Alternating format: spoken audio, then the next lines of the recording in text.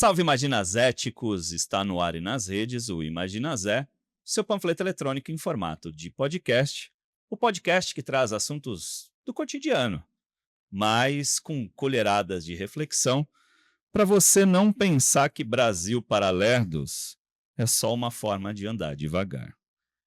E aqui, neste microfone, eu, Rodrigo Gonçalves. Hoje, Fofinho não vai intervir por questões técnicas, mas ele está aqui no backstage, está aqui esperando a gente. E para o podcast de hoje, para a conversa de hoje, trouxemos uma bancada aqui extremamente qualificada, que trouxemos professores e trouxemos alunos. Queria começar com a professora Elisângela. Olá, professora. Olá. Muito bem-vinda a Imaginazé. Muito obrigado pelo convite, né? Muita satisfação de estar aqui. Eu sou Elisângela Calmon, sou conselheira estadual da APUESP e também sou coordenadora da CUT de Osasco e região. Olá, professor Antônio. Da mesma forma, muito obrigado por vir ao Imaginazé. Olá, Rodrigo. Obrigado pelo convite. Eu sou Antônio, sou professor de filosofia da Rede Pública Estadual aqui em Osasco, sou conselheiro estadual da POESP, também sou vice-presidente da CIPA aqui de Osasco e estamos aí para conversar um pouco, debater. Vamos que vamos. E aqui à minha esquerda, a parte nova dessa mesa, né? Galera mais jovem. Vitor, muito obrigado por participar aqui do Imaginazé. Eu que agradeço. Queria, falar também que é muito importante esse espaço que a gente está trazendo aqui hoje no Imaginazé, que é o espaço de escuta, não só dos professores, que já é uma classe muito socateada no nosso estado, mas também dos alunos, dessa perspectiva que está vindo nesse mundo louco que a gente está vivendo no dia de hoje. Eu me chamo Vitor, tenho 17 anos, faço parte da União dos Estudantes de Osasco, a entidade que representa todos os estudantes da nossa cidade, e é muito bom estar aqui hoje. E o quê? Você acha que você não pode falar com o Imaginazé? Claro que pode. A gente está lá no Zap Zap. Nós estamos lá como 11 8431 7115 e também nas redes sociais. No Twitter, no TikTok e no Instagram nós estamos lá como Imaginazécast. Imaginazé. Imaginazé. E não é de hoje que a gente escuta falar em crise na educação. Chegamos aqui ao século XXI com uma situação em que pais, professores e também alunos têm a educação como algo interessante. Mas qual pode ser a crise da educação? Será que é uma questão geracional? Será que é uma questão de método, meramente método? Será que é uma questão de matriz teórica? Então, vamos tentar debater um pouco sobre isso. Para nos ajudar nesse debate, nós já apresentamos aqui nossa bancada, uma bancada extremamente qualificada. E aí eu já queria começar a jogar para vocês, gente. Uma das coisas mais modernas, se é que a gente pode ter isso como moderno, da educação é a tal da plataformização da educação. Qual o resultado que isso tem tido entre alunos e professores? Quem quer começar primeiro, os alunos ou os professores? Os professores, com toda certeza. O Antônio, com certeza. Sobrou para mim. Foi enquadrado, Quero ver Antônio. a perspectiva dos educadores. É interessante você mencionar a modernização, Rodrigo, porque justamente o avanço, a implementação da plataformização na rede vem junto com essa ideia, com esse discurso de modernização, né? Tem que tornar o ensino mais moderno, mais dinâmico, mais sedutor, etc. Então, um discurso parte daí. Mas a realidade é muito complicada, não é? O que esse processo de plataformização tem feito, tem acarretado, é o adoecimento da categoria com controle, vigilância e punição. Assédio, né? Muito assédio. E é importante mencionar também que a plataformização está ocorrendo em todos os âmbitos da escola, tanto no âmbito didático-pedagógico como da gestão, ou seja, a plataformização abarca a escola como um todo, na sua totalidade. E hoje o que a gente tem é denúncia, né? É denúncia do assédio, como o Antônio falou. A gente tem na categoria 42% da categoria, a gente hoje está adoentada, adoecida, Antônio, por Exatamente. problemas psiquiátricos. Então, gente, 42% é muita gente, né? A categoria ela está doente. Quase metade, né? Quase metade. Porque tem um tal de BI que a gente tem que bater meta, né? A gente recebe denúncia, os professores, enquanto a PUESP, a gente recebe muita denúncia, que tem escola que direciona que o aluno tem que estar presente, mesmo ele não estando presente. Então, os professores têm denunciado isso, esse assédio de colocar presença, esse monte de plataformas, a gente chega em 30, 31 plataformas na educação, e é impossível de a gente conseguir dar conta de tanta plataforma. Eles falam, Exatamente. quando ela chegou, né, Antônio, eles falaram que era o quê? Uma proposta, um professor, uma ajuda, né, uma proposta. Mas, ao mesmo tempo, antes dela, nesse governo, o que foi proibido? Livro. Você lembra, Vitor? Eu lembro. Que foi proibido livro dentro da escola. Proibir livro na escola. É isso, foi proibido livro Uma dentro da escola escola. é um ambiente que não tem nada a ver com livro mesmo, né? É uma medida importante do governador, lógico. E a gente até hoje não entendeu, passou-se isso, a gente não entendeu. Agora a gente entende, né? Vem os Sim. números que a gente vai falar, a gente entende por que da proibição do livro. E aí ele teve que voltar atrás, porque o movimento estudantil foi para cima, os professores também, a gente não aceitou a ideia. E aí ele voltou atrás, né? O governador do estado voltou atrás, mas ainda assim a gente não consegue hoje olhar o livro. Você consegue dar conta Não. do livro? É impossível. O que aconteceu exatamente? Tentou substituir o livro por slides, por um material que já vem pronto. Ocorre, Rodrigo, que esse material era de baixa qualidade. Tinha erros horrorosos. E por conta da pressão dos professores, do movimento estudantil, da sociedade, o governo teve que retroceder. Mas eu acho importante a gente falar de que maneira exatamente ocorre essa vigilância sobre os professores que está adoecendo a categoria. A SEDUC vem obrigando o professorado a atingir metas inalcançáveis. Então, determinada plataforma, acho que a maioria delas, você tem que atingir uma meta de 90%. 90% de frequência dos professores, 90% de frequência dos alunos, 90% de acesso a tal plataforma, àquela plataforma, a essa plataforma. E isso é impossível. E a partir daí, então, o professorado adoece cada vez mais, porque não consegue atingir. O assédio aumenta. O assédio aumenta e a gente vive uma situação hoje, eu diria, dramática da categoria. Vitor, e aí, exato, já ia passar para você exatamente isso. E aí, do ponto de vista dos alunos, livro na escola, cara? Pra quê?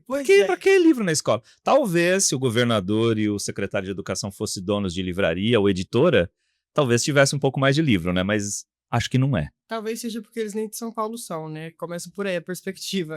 Mas então, eu já ia, antes de responder a perspectiva dos estudantes, vou abrir umas aspas aqui sobre a loucura que é os projetos que vêm vindo, né? Da privatização, da plataformização, enfim.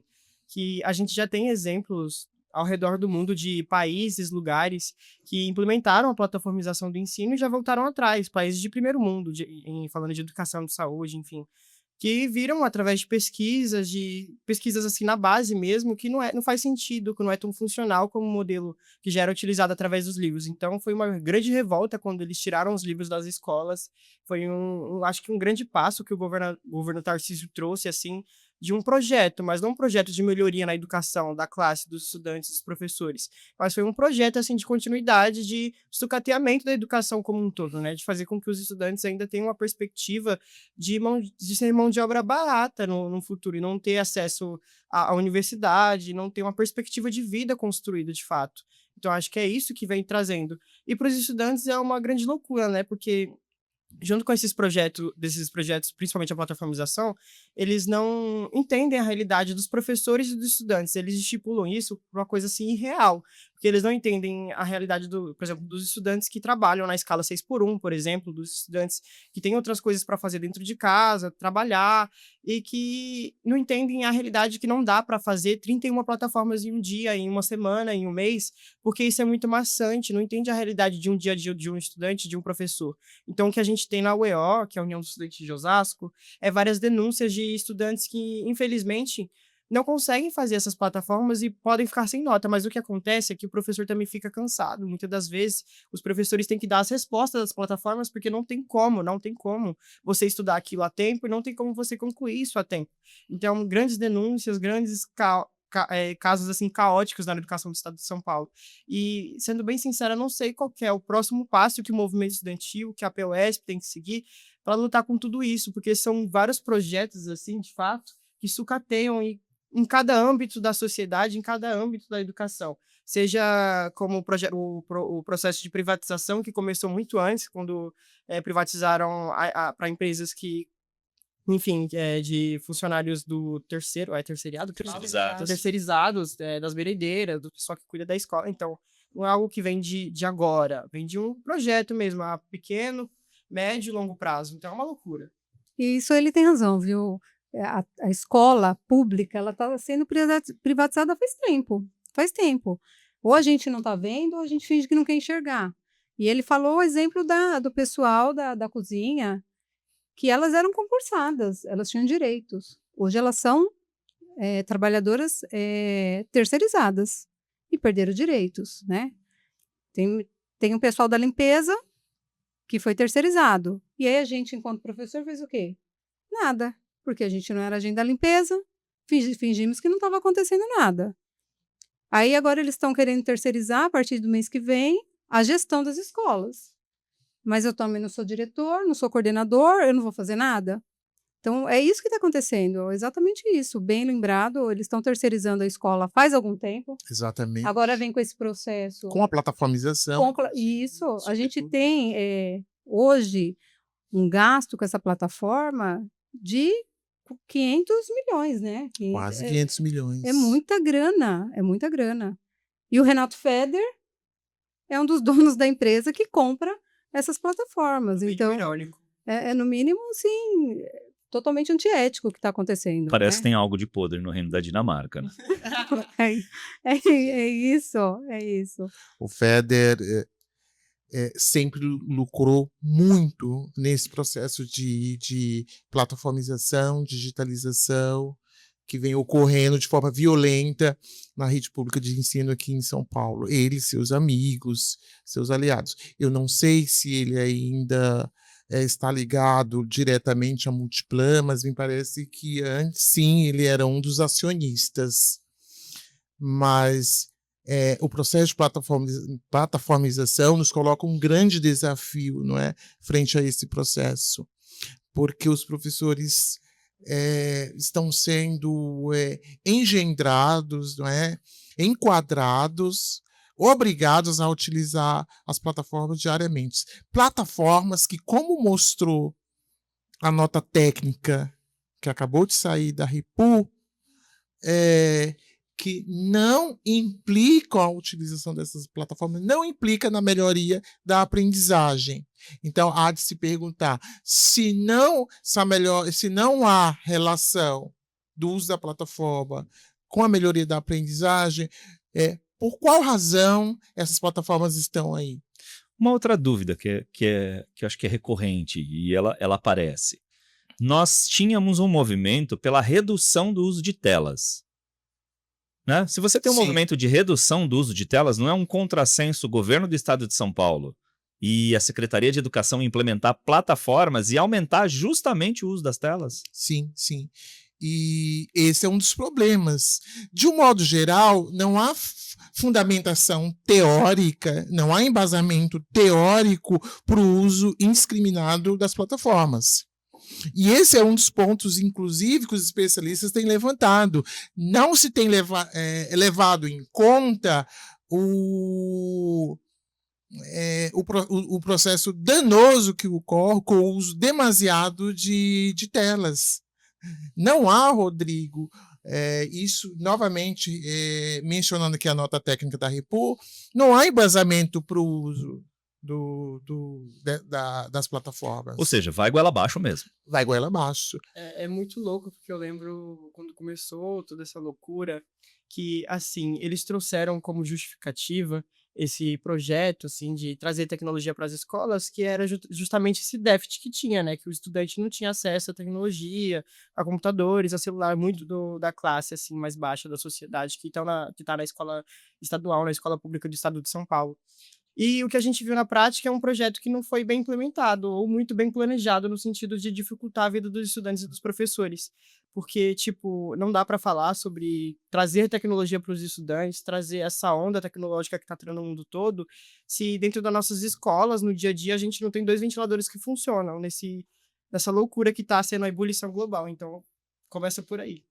Ah, isso é muito legal, né? Você tem Sim. tablet, tem computador, mas ventilador, que é uma tecnologia de ponta, né? Ventilador é uma tecnologia quase inacessível de tamanha tecnologia que ele agrega. Mas aí não tem na escola, né? Pois é. E tem um problema maior, né, Antônio? Porque os alunos eles são obrigados a fazer esse monte de plataforma.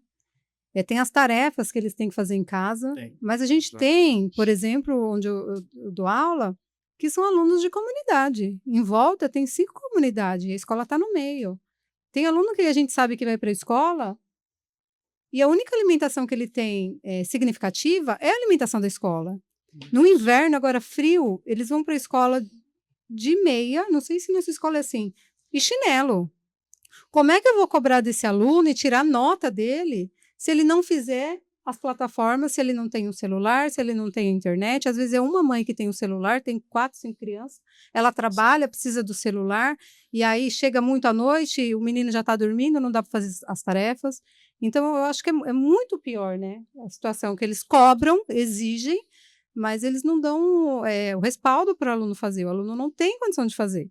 E aí fica atrasado sempre, e é que nem o Vitor falou, e é punido. É punido, é exposto, é colocado, a gente recebe denúncia que é colocado na parede de cada sala de aula, todos os alunos que estão em vermelho, com o nome dele lá, para todo mundo saber que ele não está alcançando as plataformas. E assim também a gente recebe denúncia dos professores, que são expostos em horário de reunião de professores lá na tela, lá na televisão. É colocado lá o nome dos professores que não alcançam, que os alunos não conseguiram fazer as plataformas. Literalmente Então, terror psicológico, né? é um terror psicológico. Então, Sim, uma exposição absurda, né? é assédio, isso é assédio contra os alunos e contra os professores também. A nossa situação é muito complicada. Há uma cadeia perversa que estabeleceu na rede, na qual o supervisor assedia o diretor, pressiona o diretor pressiona os coordenadores pedagógicos pressionam os professores e os professores pressionam os alunos. Não sei se você pensou nisso, mas parece aquela música do presidente come o vice-presidente, que come o diretor, né? Boa. Do Zé Geraldo. Zé Geraldo? Esqueci o nome. Eu não conhecia. Eu conheço também. Mano, Eu achei escapou o nome Até o final do episódio eu lembro o nome direito. Então, então, a gente tem essa cadeia perversa e na ponta está o alunado. E o alunado, nós sabemos, Elisângela, ele rejeita a plataforma. Ele está rejeitando. Ele não aguenta, né? Não aguenta mais. E, inclusive, é sabido aí de que os alunos têm utilizado apps para manipular, para fraudar, por exemplo, a redação. E as tarefas, acho que o nome do app é Doritos. Alguma coisa assim. Acaba sendo algo que a SEDUC, não sei se não prevê, ou prevê e também não está nem aí, que vai ser usado esse tipo de coisa. Hoje nós estamos na era do chat GPT. Se você quiser escrever uma redação, ela precisa ser escrita ali na hora. Porque senão a pessoa vai escrever num chat GPT, vai escrever num Doritos, enfim. vai acabar Sim, sendo... é uma questão que vai além da questão moral, porque sob essa pressão em cadeia, essa pressão diária, os professores acabam, pelo menos existe denúncia aí, de adesão à manipulação de dados da frequência, por exemplo, a pressão para que se lance frequência para todo mundo, para todos os alunos, e por aí vai. É até interessante falar sobre inteligência artificial nas escolas, porque, tipo, a Seduc, o governo do estado, a Seduc, não tem, tipo assim, autonomia nenhuma, direito de falar, tipo assim, os estudantes estão usando inteligência artificial para responder as questões. Porque até um tempo atrás, estava saindo notícia que a Seduc ia utilizar a inteligência artificial para produzir os conteúdos para os E estudantes. para corrigir conteúdos também. De Né? fato, então é uma loucura que, tipo assim, o estudante hoje não tem perspectiva de entrar na universidade porque toda essa pressão, todas essas questões fazem com que o estudante tenta arrumar outras formas de passar por isso, porque senão não passa nem do primeiro, nem do segundo, nem do terceiro ano do ensino médio, muito menos chega a pisar na universidade pública. Então é uma grande questão. Vitor, e no meio disso tudo, no meio de plataformização, exposição, assédio, ainda vem escola cívico-militar. Esse seu cabelo aí não combinou muito com escola militar, não, velho. O que tá rolando? Pinco também não, cara. Se bem que eu e você também, eu ainda tenho pouca cabelo eu não tenho, meu cabelo passaria, né, numa escola cívico-militar. Mas agora essa barbicha que eu tenho, o Antônio, com essa barba espessa, não vai. Paulo Freire não entraria. Não vai entrar na escola cívico-militar. E do ponto de vista dos alunos, escola cívico-militar. É bem interessante falar sobre isso, porque infelizmente os estudantes que vão ser inseridos nesse modelo de educação, muitas das vezes não concordam com com o próprio modelo, né, da escola cívico-militar. Infelizmente ele vai ter que ir por questões estratégicas, por exemplo, o fechamento do noturno das P's, que os estudantes teve que ir para as escolas centrais. Mas a questão da escola cívico-militar, a gente podia fazer um podcast só sobre isso. É uma questão muito extensa.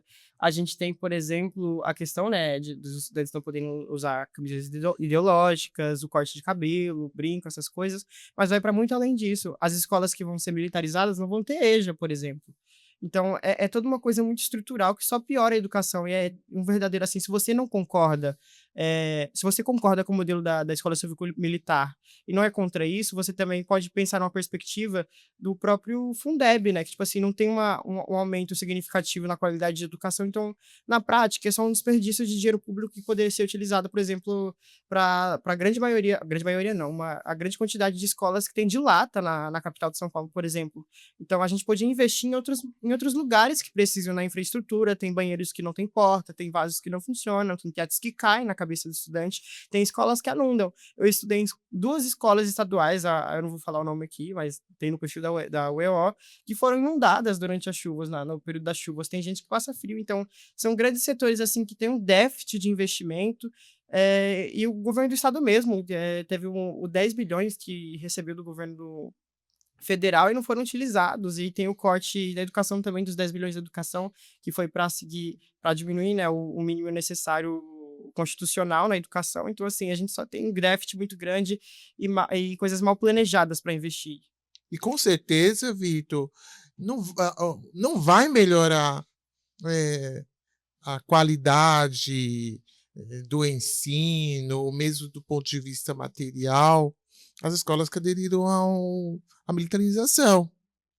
E é importante a gente dizer aqui também em que as informações que são passadas para a comunidade escolar a respeito da escola cívico-militar é insuficiente. A negação de informação é manipulada, no mínimo. Eu estava vendo lá no dia, é muito manipulada as informações. Tipo, eles falaram que a escola cívico-militar tem um índice maior acho que é no Fundeb que fala? Sim. IDEB, não? IDEB. Tipo assim, são coisas totalmente manipuladas, porque através do IDEB a gente pode dizer que uma escola é melhor que a outra pelo número de faltas que ela tem. Então, assim, na escola cívico-militar, se você faltar algumas vezes, você é expulso. Então, é claro que ela vai estar um nível maior, assim, no IDEB. Então, daqui a pouco vai estar cumprindo cadeia, né? São grandes questões, assim, que eles não contam, que eles não falam pros pais ali que estão preocupados mais com a segurança, tá ligado?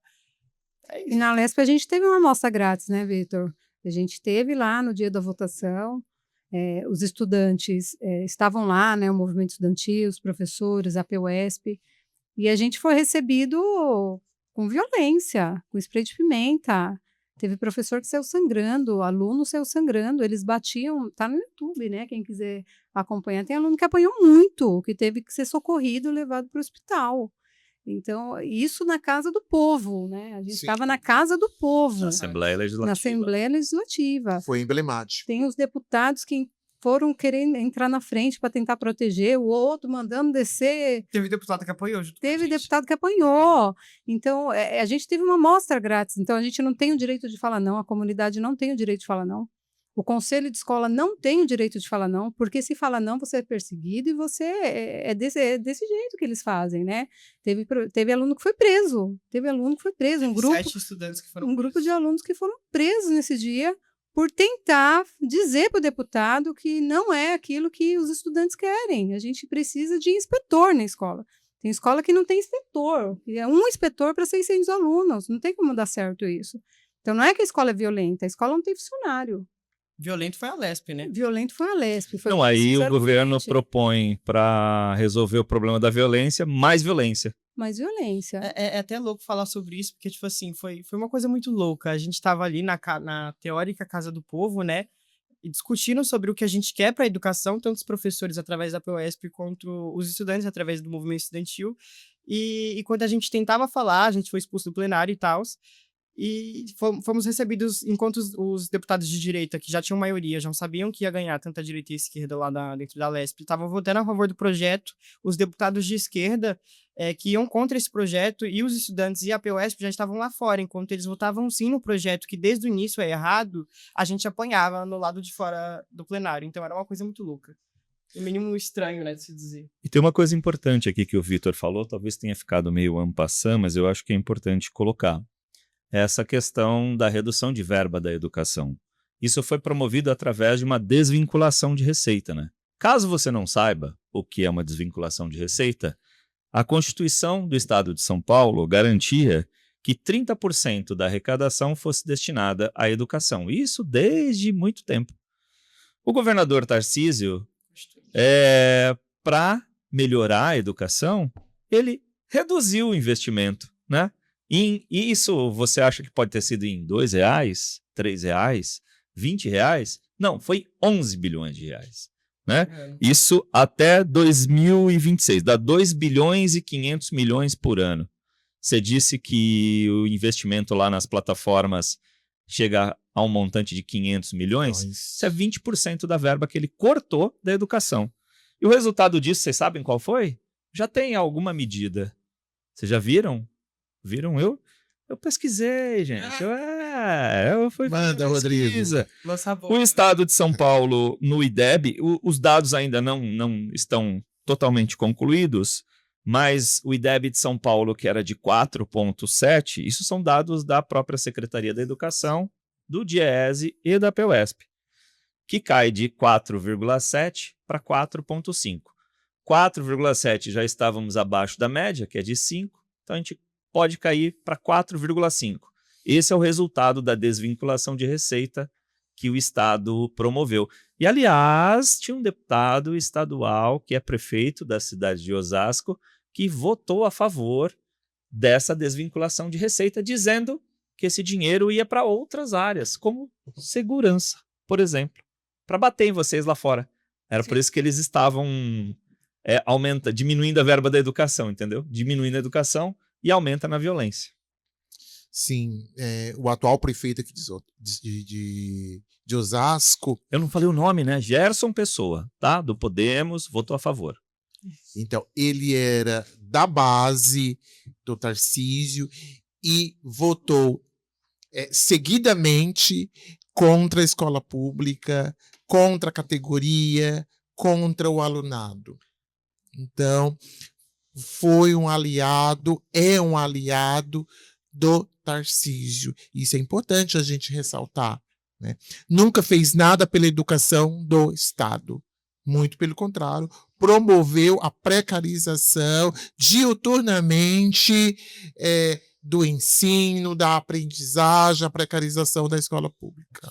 É até louco, eu sempre falo até louco, né? Porque é tudo louco na educação do estado de São Paulo, mas é até louco falar sobre o corte de 10 bilhões que a gente teve, tipo assim, a gente ficou um ano indo pra, acho que é a PGR que fala, que a gente, antes de passar na comissão assim com todos os deputados, discutindo esse projeto, ver se era constitucional ou inconstitucional, a gente sempre trouxe que era inconstitucional, mas enquanto eles cortaram 10 bilhões de reais na educação, 11 bilhões para ser correto, a gente teve a isenção, né, do imposto do latifundiário. Tipo assim, teve grandes latifúndios no estado de São Paulo que foram isentados, assim, de imposto em até 70 bilhões de reais.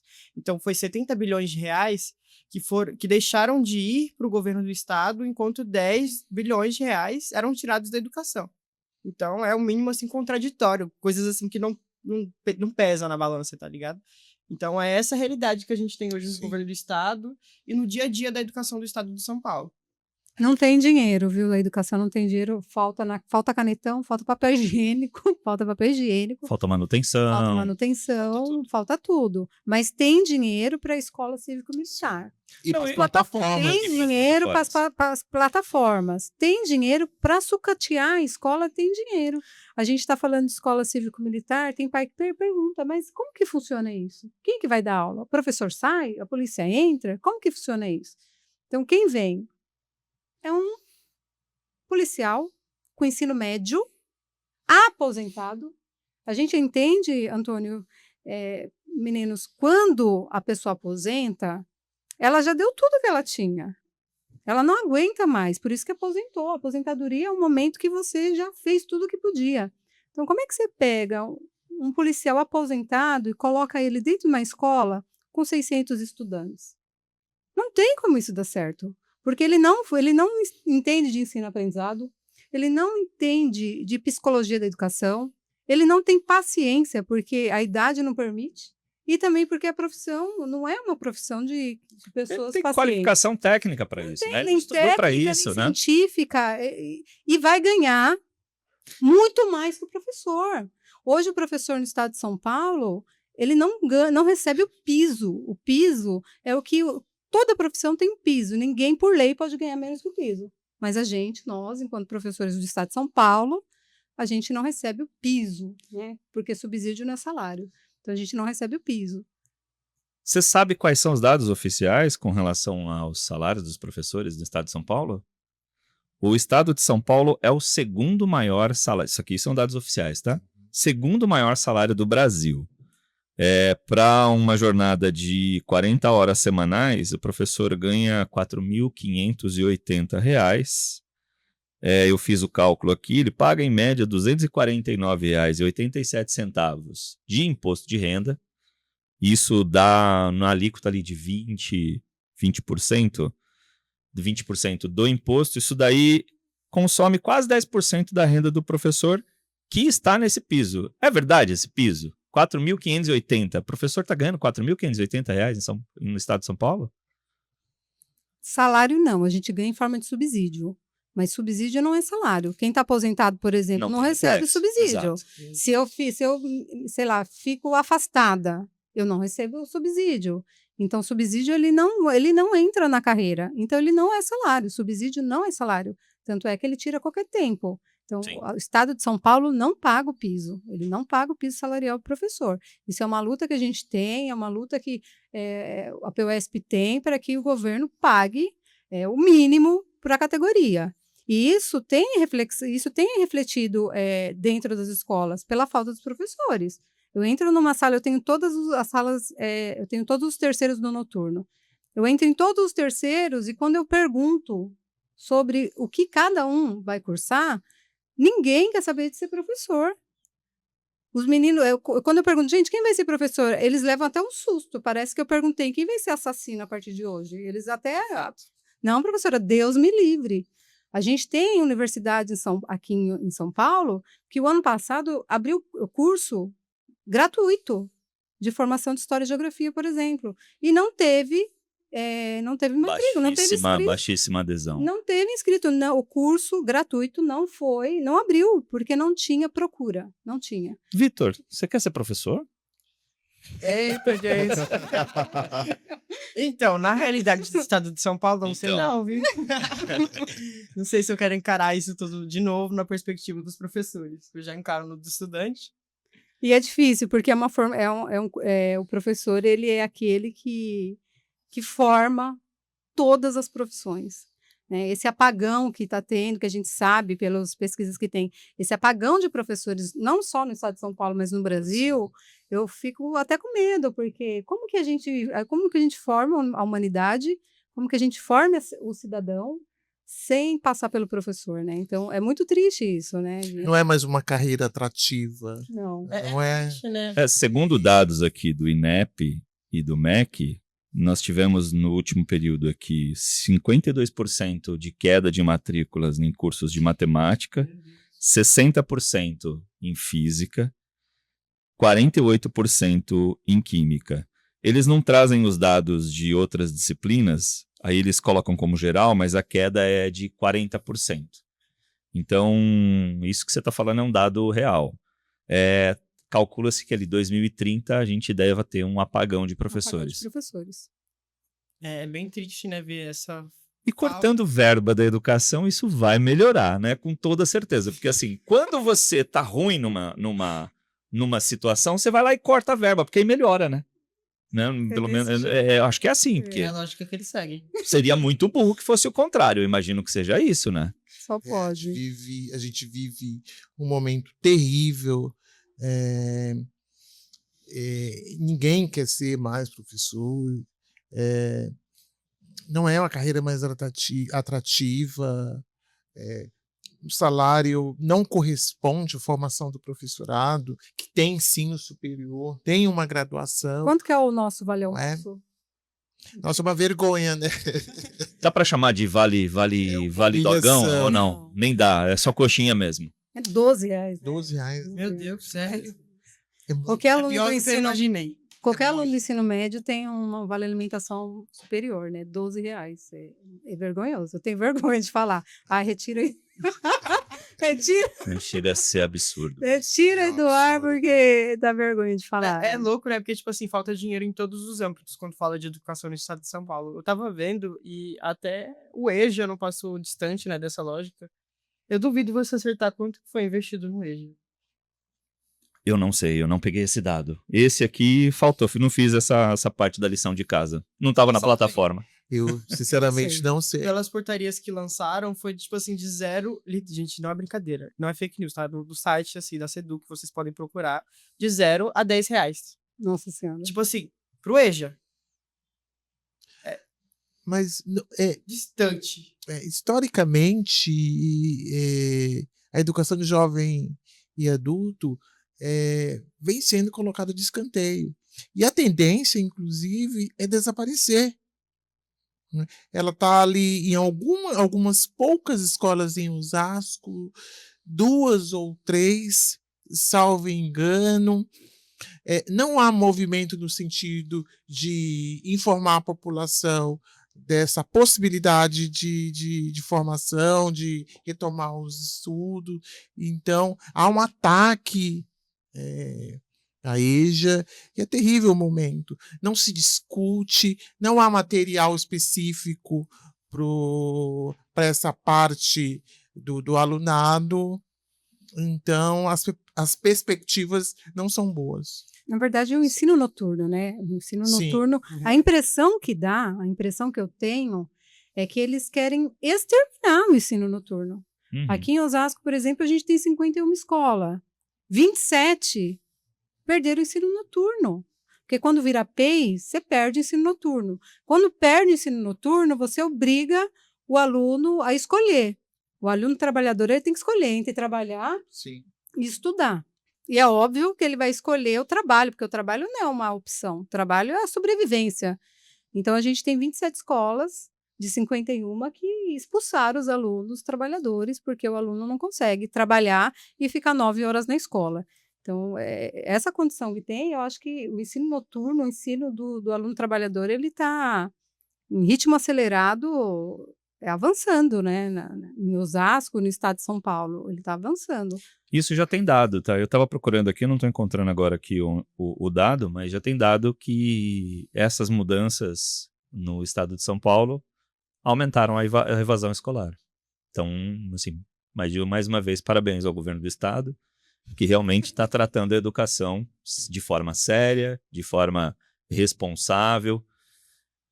E esse cara quer ser presidente da República. Mas eu nem vejo isso, gente, como evasão escolar. Evasão é quando o menino deixa. Não quero saber de escola, eu não quero entrar, não vou, não estou afim. Isso para mim é evasão.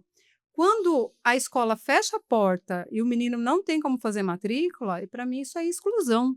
Então, o que o governo de São Paulo está fazendo, ele fala que é uma evasão, mas não é verdade. É uma expulsão, é uma exclusão. Ele né? mesmo que eu aprendi agora do... Não tem Era não, ele não tem. desuniversalização saiu. Isso. Não vou falar de novo. Da educação. Um trava-língua, tudo bem. Dois. Está demais. Mas as próprias políticas do governo promovem a evasão dos alunos. Por exemplo, como já foi dito aqui, com o fechamento noturno. Para onde esses alunos estão indo? Né? E parece que a Zona Sul, a maioria do noturno Já foram fechados. Foram fechados, né? Foram fechados. Para onde esses alunos estão indo? Estão indo. Abarrotando outras escolas. Ou não, né? Não indo para a escola. Não indo. Simplesmente saindo. Estão trabalhando. Tá?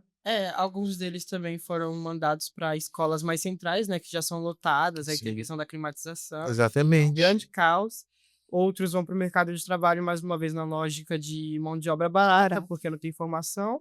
E os outros que sobraram não tem nem perspectiva do que fazer da vida. É essa a realidade que a gente enfrenta no dia a dia. E voltando a esse assunto do apagão de professores, para vocês três, né? Bom, eu também, em certa medida, estou concluindo uma graduação aqui em letras, né? Estou aqui em fase de terminar o curso. Para quem vive a educação na prática, vocês já viveram essa questão, Vitor como aluno, Elisângela e Antônio como professores, viveram esse apagão na escola, falta de professor, rotatividade de professores que muitas vezes têm contratos temporários e acaba não conseguindo seguir um plano político-pedagógico. Quando tem um plano político-pedagógico, como é que está sendo isso na prática? Como é que foi isso na prática? Ou como é isso na prática? Desde que eu me conheço por gente, isso acontece aqui no estado de São Paulo. Tipo, a pressão também daqueles professores que não sabem se vão continuar dando aula nas escolas, porque senão não vai renovar o contrato, enfim, categoria O, e aí segue. E o que falta é isso, né? Falta professor, falta livro, falta tudo. Não tem o que sobre, né? Só o que falta. Desde que eu me conheço por gente aqui no estado de São Paulo. Eu acho que tem essa questão que o Vitor levanta do problema dos contratos, da renovação de contratos, não é? A SEDUC estabelece que para o professor categoria O, salvo engano, ser contratado, ele tem que ter 90% de frequência. Sim. Acho que é 90% de frequência. Acho que isso é impossível. 2 faltas no ano. E agora eles querem diminuir para 5%. Uma falta no ano. Sim, o professor pode ter o contrato cancelado caso tenha uma falta. Né? Exatamente. Nós temos professores excelentes que não conseguem atribuir a aula. Porque não tem esse nível de frequência exorbitante, absurdo. As pessoas ficam doentes, as pessoas têm problemas, né, pessoais, familiares, morreu um parente. Tá difícil, uma falta por ano. E aí o professor falta, ele perde as aulas livres, ele perde contrato. Não tem como parar professor na escola nessa situação, não tem como. Desde que a gente iniciou aqui a conversa, o que fica evidenciado é que tipo, nenhuma dessas políticas, dessas decisões do governo do estado, da SEDUC, foram pensadas pra gente, pro povo, assim, tipo assim, de uma lógica que vai ajudar a nossa vida, só lógica que vai atrapalhar. Não tem uma que salve, né? A lógica do governo é criar crises atrás de crises, com uma finalidade: desestruturar a escola pública, atacar a escola pública, privatizar a escola pública. Mas aí a provocação que eu fiz no início, então, assim, talvez a escola pública não seja um problema geracional, não seja um problema de método, não seja um problema de matriz teórica. E também nem de orçamento, né? Porque, para ter um dado, Osasco, que é a cidade que a gente está nesse momento, é a segunda maior cidade em arrecadação do estado de São Paulo. Exatamente. O governo do estado de São Paulo, nessa desvinculação de receitas, ele tirou o que seria equivalente a 2 anos do orçamento da segunda maior cidade do estado. Isso não pode melhorar a educação. Não tem como melhorar a educação. Exatamente. E aí você que está aí, você está se sentindo mais seguro depois dessa desvinculação de receita? O governador disse que foi para a segurança. Você está se sentindo mais seguro? A polícia melhorou? Será? Será que o policial militar também, que anda pelas ruas de São Paulo, ele se sente mais seguro? Também tem esse debate, né? Mas isso aí também tá para outro podcast. Até porque o filho do militar também estuda na escola Na escola pública. Porque o salário do policial militar também é um salário equivalente ao estado de São Paulo. E o que a gente, aí pra gente ir caminhando pro final do Imagina Zé aqui, o que vocês apontariam como um sinal de saída, de melhora para essa situação do estado de São Paulo? E não só, né? Não só do estado, mas da educação, porque tem outros estados que vivem problemas como esse também, né? Minas Gerais, Goiás, você ouve coisas muito... Paraná, você ouve coisas muito parecidas. Ou pior do que... Ou até pior, no caso do Paraná, até pior.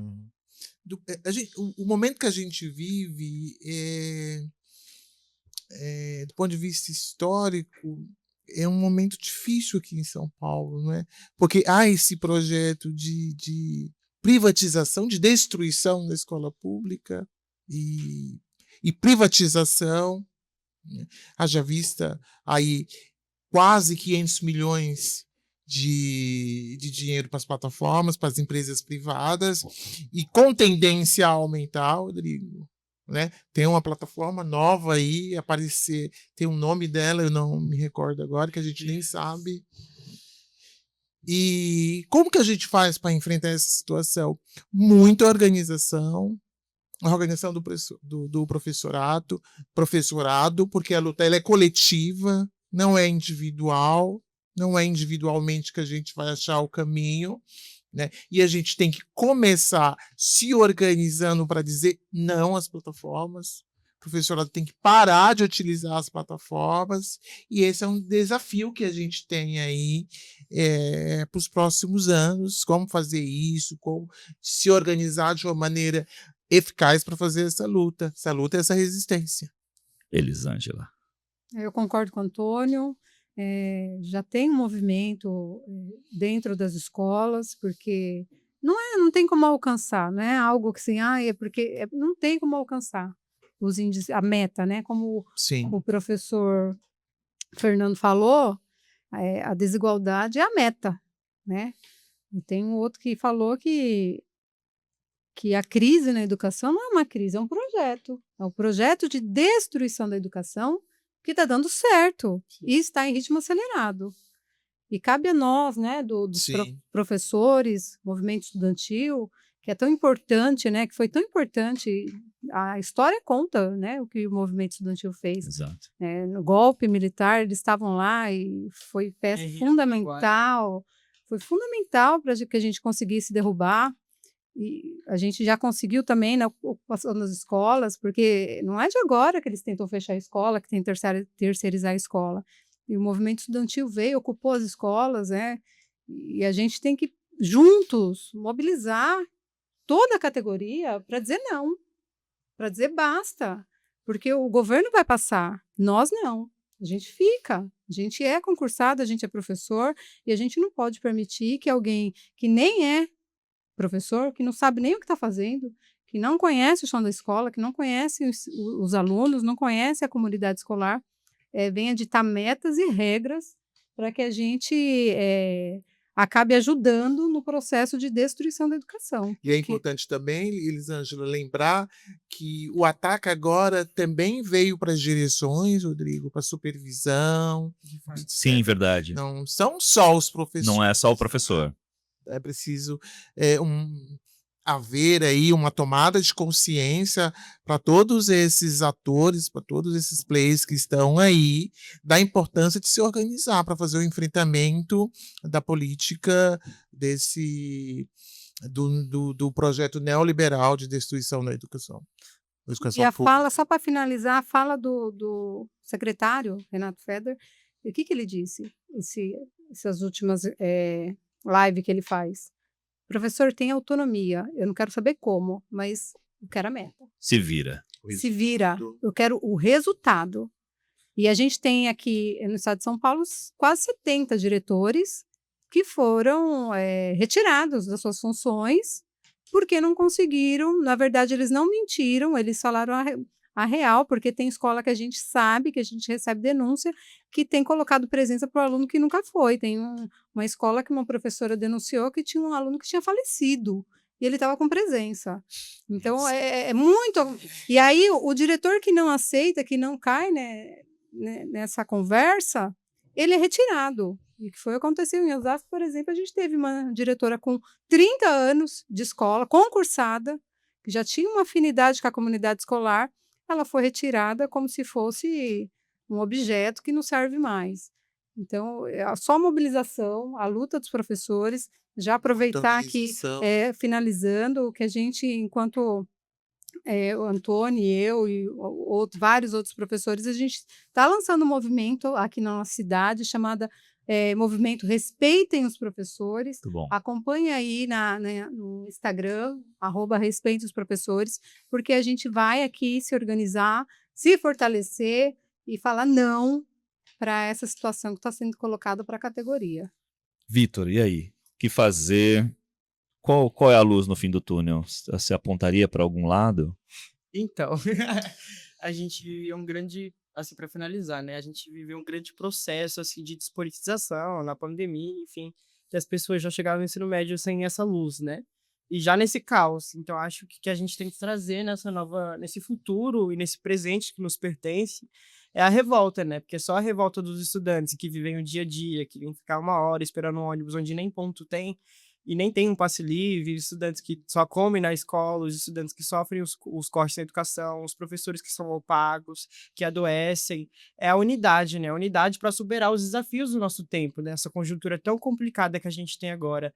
E dentro dessa unidade a gente tem que organizar a nossa revolta, seja aqui na cidade de Osasco, através da UEO, da PUESP, aqui da MED de Osasco, mas trazer essa unidade para as ruas, para a diretoria de ensino, para a Avenida Paulista, pautando que a gente realmente precisa, o que a gente necessita. Se for imaginar, assim, todos esses projetos, assim, imaginar um grande quadro branco, apagar tudo isso e refazer com climatização, investimento, melhoria no orçamento e tudo isso. Acho que é reescrever a história, né? Trazer o nosso presente para a gente de volta, para a população, para o povo.